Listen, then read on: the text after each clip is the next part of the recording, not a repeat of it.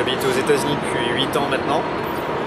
À l'origine, je viens de Nouvelle-Calédonie et j'ai fait mes études ensuite en France métropolitaine où j'ai fait une prépa à Paris et ensuite j'étais à Supélec. Après ça, j'ai fait des études aux États-Unis à Georgia Tech pour un master. J'ai étudié donc à Atlanta et ensuite à Stanford où j'ai fait un MBA. Entre temps, j'ai travaillé dans plusieurs pays, au Japon, en Espagne et principalement à Boston aux États-Unis. Et aujourd'hui, je suis dans le processus de démarrer une boîte. Et donc aujourd'hui, je travaille encore dans une entreprise qui s'appelle PG&E, qui s'appelle Pacific Gas and Electric, et qui est l'équivalent d'EDF en Californie. Et en parallèle, je travaille sur plusieurs idées de boîtes pour vendre des produits justement aux entreprises d'énergie. Et a priori, si tout se passe bien, je devrais quitter mon emploi lundi prochain. Donc, j'espère. Conseil aux entrepreneurs. Pas mal de choses qui m'ont aidé en fait, c'est jusque-là, c'est l'inspiration. Donc l'inspiration, durant tout mon parcours, en fait, j'ai pu rencontrer beaucoup d'entrepreneurs. En particulier pendant mon MBA à Stanford, des entrepreneurs qui ont réussi très bien, les fondateurs d'Intel, enfin pas mal de gens de la Silicon Valley où beaucoup d'entreprises justement sont créées, et aussi beaucoup de mes amis autour de moi qui ont créé leur entreprise après la sortie de l'école et même pendant qu'ils étaient à l'école. Et en fait, avoir cet écosystème autour et voir beaucoup de gens démarrer des boîtes m'a inspiré, m'a aidé à avoir le courage de me lancer dans l'aventure. Un point qui est lié à ça, en fait, c'est le courage qui est nécessaire. Et en fait, le courage pour démarrer une entreprise est nécessaire parce qu'il y a une peur qui est présente aussi.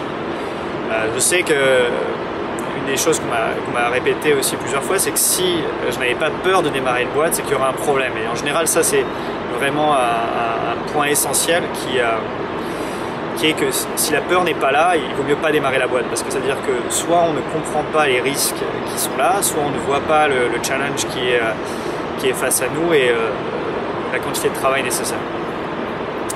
Les points les plus importants, je pense, pour démarrer une boîte, c'est comprendre un marché, essayer de trouver un produit qui puisse apporter de la valeur dans ce marché, avoir une stratégie pour acquérir le premier client. Le premier client est très important en fait pour justement créer le produit et pour vraiment réussir à comprendre qu'on ajoute de la valeur dans ce marché. Et enfin, avoir une stratégie de croissance, une stratégie qui permette de faire grandir son produit en fait du premier client jusqu'à tous les clients suivants. Donc, pour une entreprise du web, ça pourrait être simplement comment acquérir les nouveaux utilisateurs, et c'est pas simplement faire du marketing Facebook, mais c'est vraiment faire des tests et pouvoir mesurer que les gens vont vouloir partager en fait leur expérience avec ce produit à tous leurs amis, par exemple. Dans mon cas, ce serait arriver à vendre donc, à une première entreprise d'énergie mon produit, mais ensuite me rendre compte que ce produit crée de la valeur aussi pour d'autres entreprises d'énergie et d'avoir un moyen de répéter cette vente et de répéter justement cette acquisition de clients. Voilà pour les points principaux. Pour répondre à cette question, en fait, je vais en fait te dire ce qu'en général les venture capitalistes, les capital risques vérifient ici avant de financer une boîte. Et c'est vraiment les critères principaux d'échec d'une entreprise. Le premier, c'est est-ce qu'il y a un marché, est-ce qu'il est assez grand? Et ça, il y a une grosse attention à l'étude de marché et pas simplement juste une étude théorique en lisant des rapports, en voyant qu'il y a quelque chose, mais vraiment à avoir un produit de base, l'avoir testé auprès de consommateurs, enfin de clients potentiels et d'avoir eu du répondre là-dessus. Le deuxième point, c'est l'équipe. Donc l'équipe est très importante, il faut absolument qu'il y ait une symbiose au sein de l'équipe. Enfin, il y a tout un tas de types d'équipes différents qui peuvent marcher, soit des gens complémentaires, soit des gens similaires. Mais au final, il faut que les compétences nécessaires au succès de l'entreprise soient présentes dans l'équipe. Il faut que l'équipe puisse bien marcher. la communication au sein de l'équipe est très importante. Je sais que beaucoup de mes amis qui ont démarré des boîtes qui ont échoué, c'était parce qu'il y avait un manque de communication au sein de l'équipe, une vision différente en fait du produit ou des objectifs de l'entreprise. Donc ça c'est très important. Et finalement il y a le financement. Et gérer le financement, c'est il y a plusieurs étapes dans la vie d'entreprise où le financement est très important, en particulier quand on passe du premier client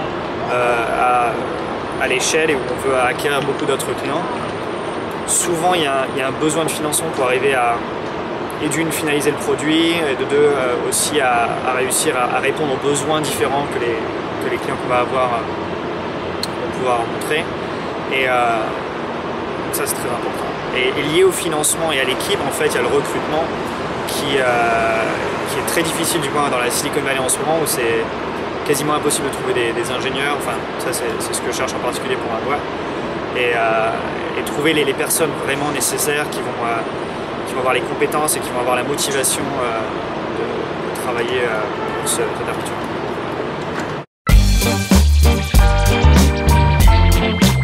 Donc à long terme, je dirais que l'objectif premier, ce serait de créer une entreprise qui amène de la valeur. Enfin, dans mon cas, c'est d'avoir un impact positif en termes d'économie d'énergie.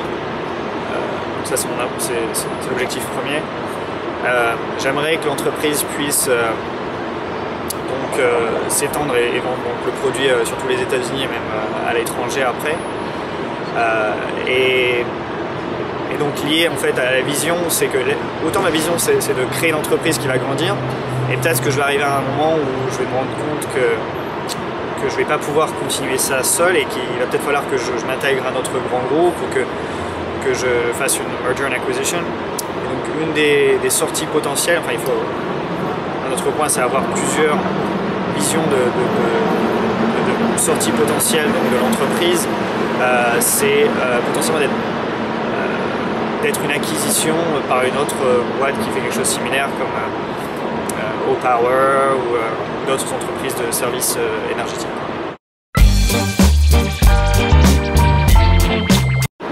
Alors déjà la capacité d'écoute, aussi bien écoute pour ses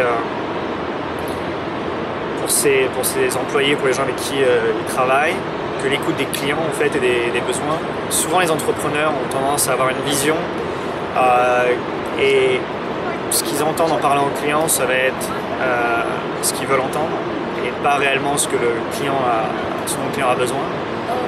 Donc capacité d'écoute, ça c'est très important. Deuxième, c'est en fait la capacité de se reprendre en fait. C'est alors je connais pas l'expression en français, mais enfin il y a une analogie qui est souvent utilisée aux États-Unis, c'est les boxeurs en fait. Les boxeurs qui ont vraiment réussi, c'est pas les boxeurs qui ont gagné tous leurs matchs et qui sont jamais tombés. C'est les boxeurs qui sont tombés à terre et qui ont aussi réussi à se relever en fait, au moment où c'était plus dur. Et les entrepreneurs ont ce besoin ont besoin d'avoir cette capacité parce qu'ils vont échouer. En fait, partir avec l'idée que ça va être une réussite tout le long, c'est pas ça qui se passe en fait dans la réalité. Dans la réalité, il y a beaucoup d'échecs. Il y a beaucoup de choses qui doivent être changées, d'idées qui doivent évoluer, être très flexible à ce niveau-là. Et donc la capacité en fait de se relever et de reprendre le dessus et d'aller de l'avant.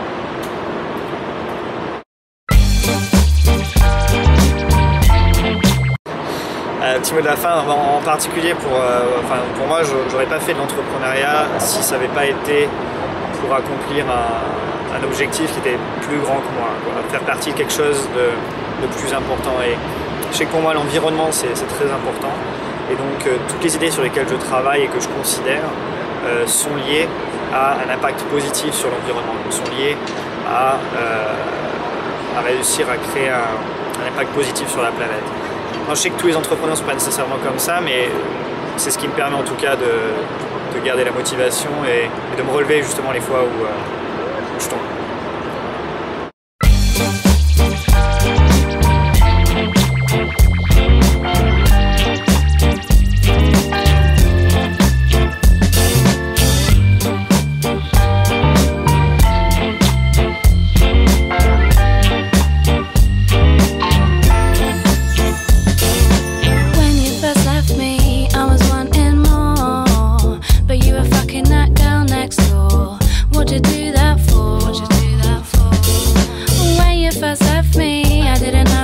said.